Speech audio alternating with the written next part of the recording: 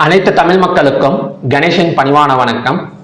இந்த வீடியோவில் நம்ம என்ன பார்க்க போகிறோம் அப்படின்னா, கம்மிங் வீக், அதாவது ஜூன் ஃபர்ஸ்ட் வீக் வந்து மார்க்கெட் வந்து எந்த மாதிரி இருக்கும், ஸோ அதுக்கான சப்போர்ட் அண்ட் ரெசிஸ்டன்ஸ் வந்து பார்க்க போகிறோம். அதாவது Nifty, bank Nifty, Sensex, crude oil, natural gas, silver, gold, so இதுக்கான வீக்லி சப்போர்ட் அண்ட் ரெசிஸ்டன்ஸை பற்றி நாம் வந்து டிஸ்கஸ் பண்ண போகிறோம். ஓகேங்களா?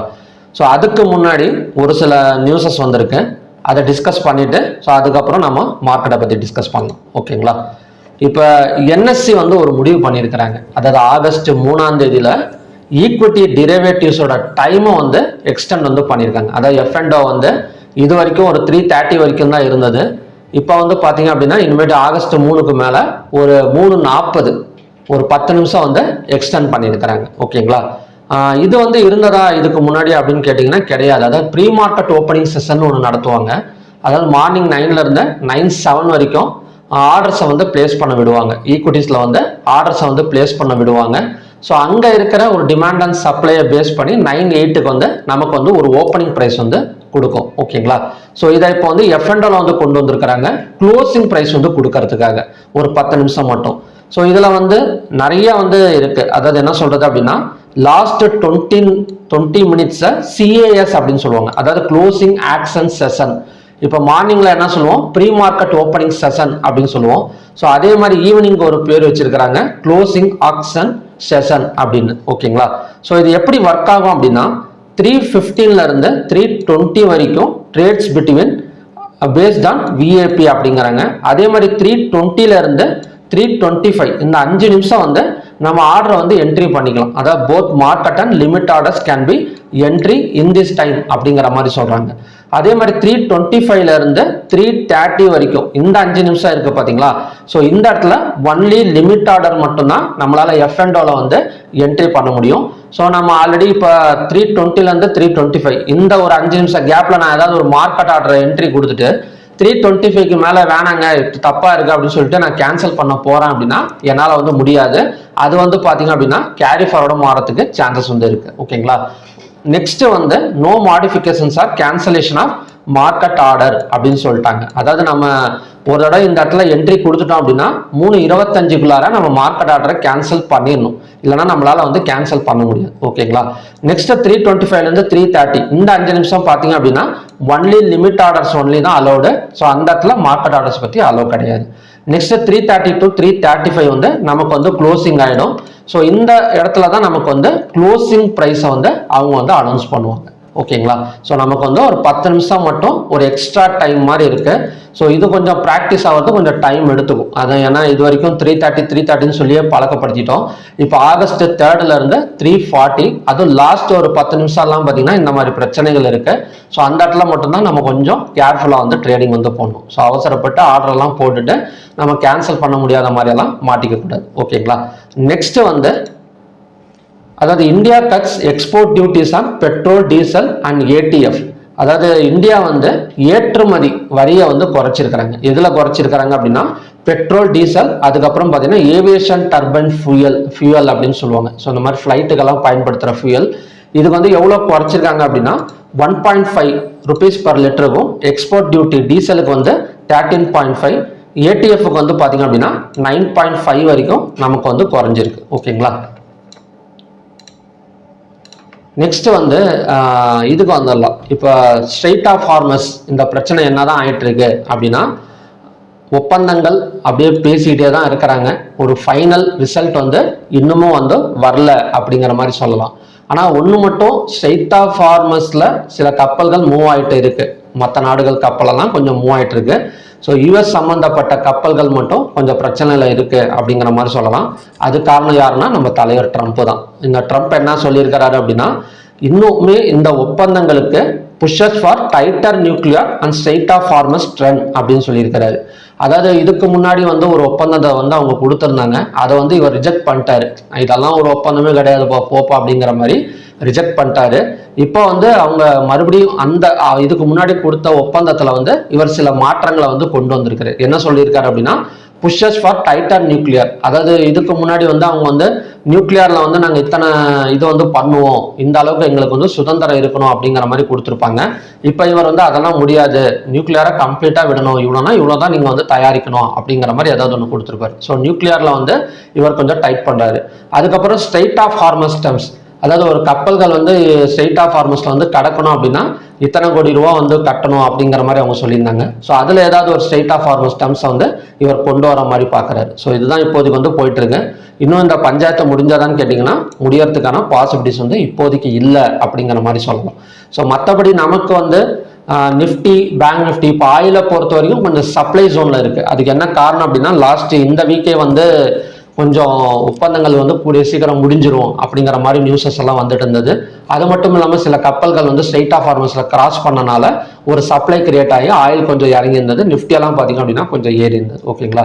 ஸோ இப்போதைக்கு வந்து நோ டீல் அப்படிங்கிற மாதிரி சொல்லலாம். ஓகே, இப்போ நெக்ஸ்ட் வந்து லெவல்ஸ் பார்க்கலாங்க. இப்போ நிஃப்டி எல்லாம் எப்படி இருக்கு அப்படின்னா நமக்கு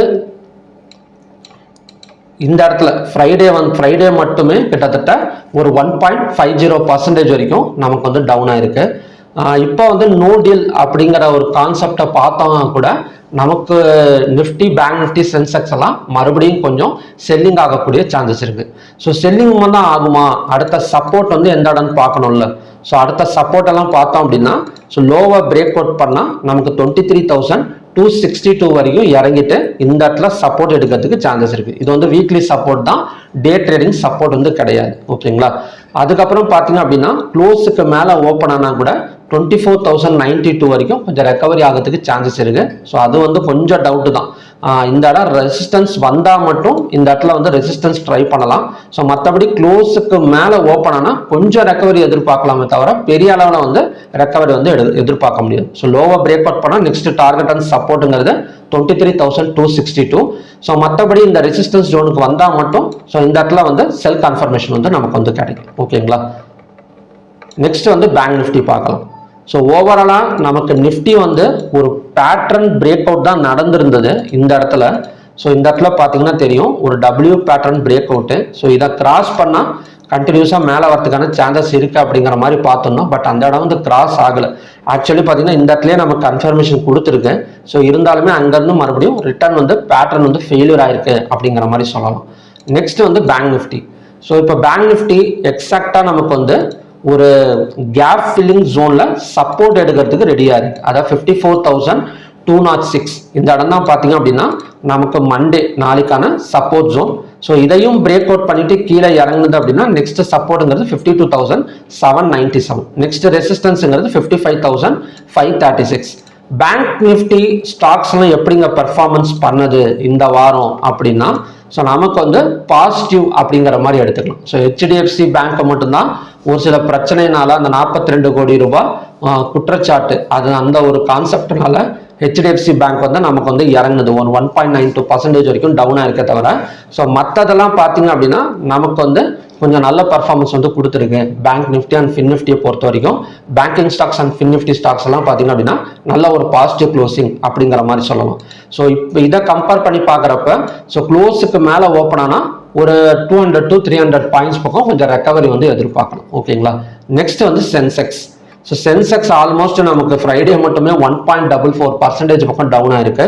லோவை பிரேக் அவுட் பண்ணால் 74,170. ஸோ இந்த இடத்துல வந்துட்டு மறுபடியும் பை ஆகக்கூடிய சான்சஸ் இருக்கு. ஸோ எஃப்என்டோட டைம் சேஞ்ச் வந்து இதில் ஏதாவது இம்பாக்ட் ஆகுமா? இப்போ எஃப்என்டோ வந்து ஒரு 10 நிமிஷம் வந்து எக்ஸ்ட்ரா பண்ணியிருக்காங்க. ஸோ அதன் மூலியமா ஏதாவது இம்பாக்ட் ஆகுமான்னு கேட்டிங்கன்னா வாய்ப்பே கிடையாது. ஒரு 100ல் ஒரு 5% கூட இம்பாக்ட் ஆகக்கூடிய சான்சஸ்ங்கிறது ரொம்ப கம்மி தான். ஓகேங்களா? ஸோ நமக்கு சென்செக்ஸ் ஆன சப்போர்ட் ஜோன் வந்து 74,170, ரெசிஸ்டன்ஸ் ஜோன் வந்து 77,132. ஸோ நான் சொல்லியிருக்கிற சப்போர்ட்டும் அதே சமயம் பார்த்தீங்க அப்படின்னா லாஸ்ட் சப்போர்ட் அப்படிங்கிற மாதிரி சொல்லலாம். ஸோ அதையும் பிரேக் அவுட் பண்ணிட்டு ஒரு கேண்டில் எல்லாம் க்ளோஸ் வச்சது ஒரு 1 டே கேண்டில் அப்படின்னா நல்ல ஒரு செல்லிங் ப்ரெஷர் வந்து எதிர்பார்க்கலாம். ஓகேங்களா? ஸோ இப்போதைக்கு பேங்க் நிஃப்டி கொஞ்சம் சப்போர்ட் ஜோன்ல நிற்குது. ஸோ நிஃப்டியை பொறுத்த வரைக்கும் இன்னும் கொஞ்சம் கீழே இறங்கி 23,262 எல்லாம் வரதுக்கு சான்சஸ் இருக்கு. எங்க பேங்க் நிஃப்டி ஏறப்ப நிஃப்டி நாங்கள் ஏறும் அப்படின்னா அதுக்கும் பாசிபிலிட்டிஸ் இருக்கு. என்னன்னா க்ளோஸுக்கு மேலே ஓப்பனிங் வச்சா கொஞ்சம் ரெக்கவரி எடுக்கலாம். அதுதான் நான் ஸ்டார்டிங்லேயே சொன்னேன், கொஞ்சம் ரெக்கவரி எடுக்கலாம். ஒரு பெரிய அளவில் ரெக்கவரி எடுக்குமாங்கிறத டவுட்டு தான். ஓகே, ஸோ நெக்ஸ்ட் வந்து க்ரூட் ஆயில் பார்த்தலாம். ஸோ எம்செக்ஸ் பார்க்கறதுக்கு முன்னாடி நாம் ஸ்டாக் ஹீட் மேப், ஸோ இந்த கான்செப்டை ஃபஸ்ட்டு பார்த்துட்டு வந்துடலாம். ஓகேங்களா? இப்போ ஸ்டாக் ஹீட் மேப் எல்லாம் எடுத்துக்கிட்டோம் அப்படின்னா நமக்கு நல்ல ஒரு செக்டார் போனதுன்னா bank Nifty and fin Nifty, அதுக்கப்புறம் பார்த்தீங்கன்னா ஐடி செக்டார். ஸோ ஐடி செக்டார்லாம் நல்லாவே இருந்தது. பிகாஸ் ஆஃப் விப்ரோலாம் 18.4% பக்கம் ஹைக் கொடுத்துருந்தது. அது வந்து நியூஸ் சர்வீஸ் அப்படிங்கிற ஒரு ஏஐயோட டைஅப் வச்சுக்கிட்டு நல்லாவே வந்து அந்த பர்ஃபார்மன்ஸ்னால நமக்கு வந்து ஐடி செக்டார் கொஞ்சம் மேலே வந்தது. ஸோ மற்றதெல்லாம் பார்த்தீங்க அப்படின்னா பெரிய அளவுலலாம் மேலே வந்து வரல. அதானியன் மட்டும் கொஞ்சம் பரவாயில்ல, 8.38%. ஸோ ஓவராலாக ரெட் அண்ட் கிரீன் கலந்த மாதிரி தான். பெரிய அளவில் செல்லிங்கா அப்படின்னு கேட்டிங்கன்னா கிடையாது. நெக்ஸ்ட் வந்து குளோபல் இண்டெக்ஸ் எப்படிங்க இருக்கு அப்படின்னா, குளோபல் இண்டெக்ஸை பொறுத்த வரைக்கும் இப்போதைக்கு வந்து ஒரு பாசிட்டிவ்ல இருக்கு. ஓகேங்களா? ஸோ ஒரு 18.85ல இருக்கு. மேபி நாளைக்கு ஓப்பன் ஆகிற, காலையில் ஓப்பன் ஆகிற குளோபல் இண்டெக்ஸ் ஏதாவது ஒரு 20 பாயிண்ட்ஸோ இல்லைன்னா ஒரு 30 பாயிண்ட்ஸோ மேலே வந்தது அப்படின்னா, நான் சொன்னேன் பார்த்தீங்களா, க்ளோஸுக்கு மேலே ஓப்பனிங் வச்சது அப்படின்னா கொஞ்சம் ரெக்கவரி ஆகுங்க. ஸோ அதெல்லாம் நடக்கிறதுக்கு கொஞ்சம் சான்சஸ் இருக்கு. நெக்ஸ்ட் வந்து எஃப்ஐஐ வெள்ளிக்கிழமை மட்டுமே வந்து 21,105 கோடி ரூபாய்க்கு வந்து செல் பண்ணியிருக்கிறாங்க கேஷ்ல. ஸோ எஃப்ஐஐ பொறுத்த வரைக்கும் 2 வாரமே பார்த்தீங்க அப்படின்னா திங்கக்கிழமை மட்டும் பை பண்ணிட்டு, ஸோ மற்ற நாளெல்லாம் பார்த்தீங்க அப்படின்னா நான் செல்லிங் தான் பண்ணியிருக்கிறேங்க. ஸோ திங்கக்கிழமை மட்டும் நல்ல குழந்தைங்க மாதிரி பை பண்ணி எல்லாத்தையும் ஆசையை வந்து வரவழைச்சிட்டு, ஸோ மற்ற நாளெல்லாம் பார்த்தீங்க அப்படின்னா கிட்டத்தட்ட எவ்வளோ பை பண்ணாங்களோ அதை விட ஒரு 10 மடங்கு 20 மடங்கு செல்லிங் அடிச்சுட்டு தான் போயிருக்காங்க அப்படிங்கிற மாதிரி சொல்லலாம். ஓகேங்களா? ஸோ இதான் எஃப்ஐயோட 21,105 கோடி ரூபாய் செல்லிங் அப்படின்னா, ஸோ அந்த இடத்துல கொஞ்சம் பையிங் வந்து எக்ஸ்பெக்ட் பண்ணலாம். ஏன்னா இதுக்கு முன்னாடி அந்த அளவுக்கு நமக்கு செல்லிங்கே நடக்கலை. இப்போ ஏப்ரல் மேல கூட நீங்கள் எடுத்துட்டீங்கன்னா, ஸோ இப்போ மே மந்தே கூட எடுத்துக்கோங்க. இப்போ மே மந்தே பார்த்தீங்க அப்படின்னா மே 5ஆம் தேதியா 4ஆம் தேதி, ஸோ அங்கேருந்தே பார்த்தீங்க அப்படின்னா 21,000 கோடி ரூபாய்க்கெல்லாம் இப்போதான் ஃபர்ஸ்ட் டைம் வந்து செல்லிங் நடந்திருக்கு அப்படிங்கிற மாதிரி சொல்லலாம். ஓகேங்களா? நெக்ஸ்ட் வந்து ஏடிஆர் வேல்யூஸ். இப்போ ஏடிஆர் வேல்யூஸ் எப்படிங்க இருக்கு அப்படின்னா, ஐடி செக்டாருக்கு கொஞ்சம் பரவாயில்ல. நான் ஆல்ரெடி அதான் சொன்னேன். இப்போ 1 வீக் பர்ஃபார்மன்ஸ் எல்லாம் பார்த்தீங்க அப்படின்னா ஐசிஐசி பேங்க் நல்லா இருக்கு. விப்ரோ வந்து 17.41%, இன்ஃபோசிஸ் 0.16, ஹெச்டிஎஃப்சி பேங்க் வந்து பார்த்தீங்கன்னா 3.88. ஸோ இந்த இடத்துல டெய்லி பார்க்காதீங்க, நான் வீக்லிக்கு வந்து சொல்லிட்டு இருக்கேன். ஓகேங்களா?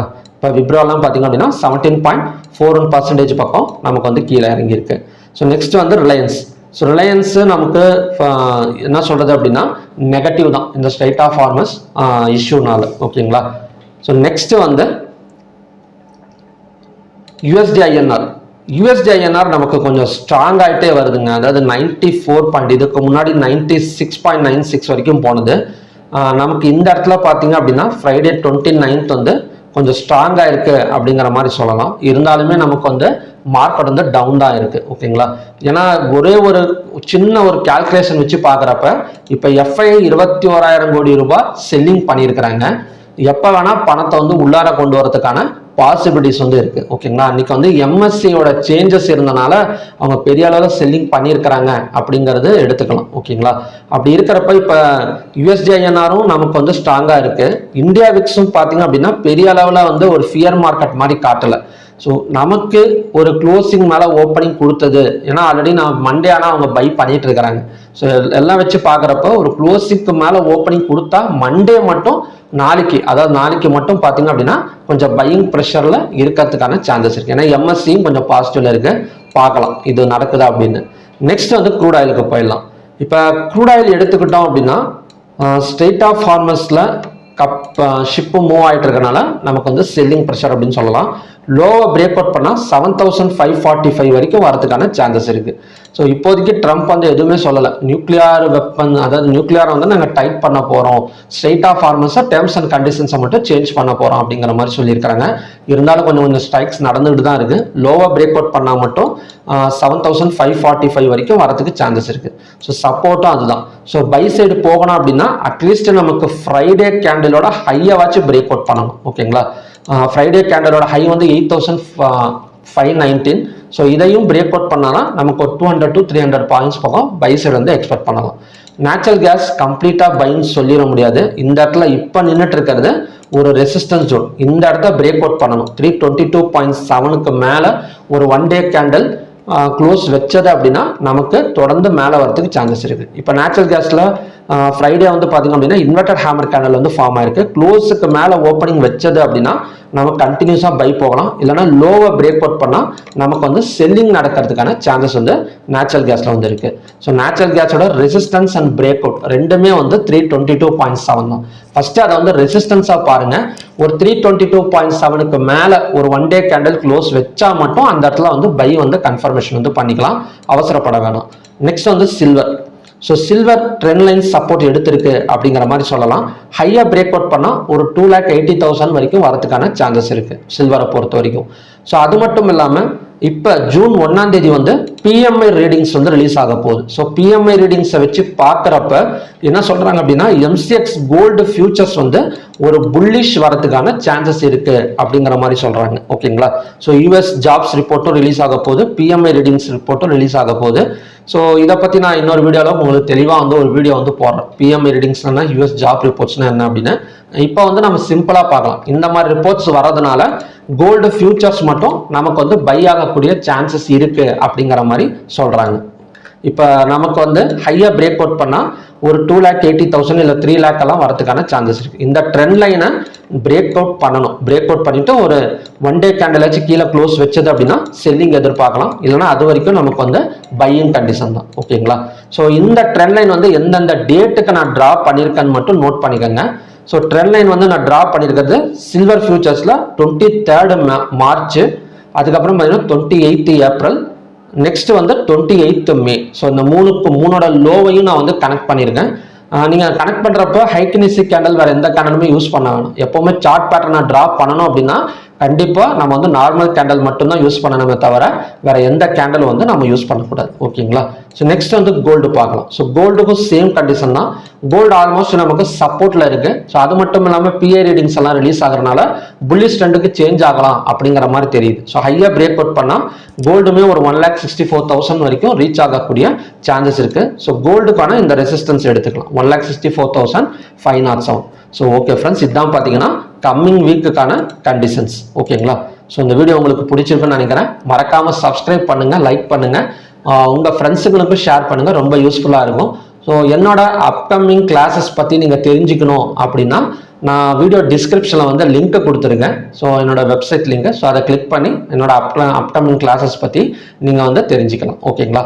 மறுபடியும் பார்த்தீங்க அப்படின்னா இன்னும் நல்ல ப்ரிடிக்ஷன் வீடியோட நான் உங்களை மீட் பண்ணுறேன். Thank you very much.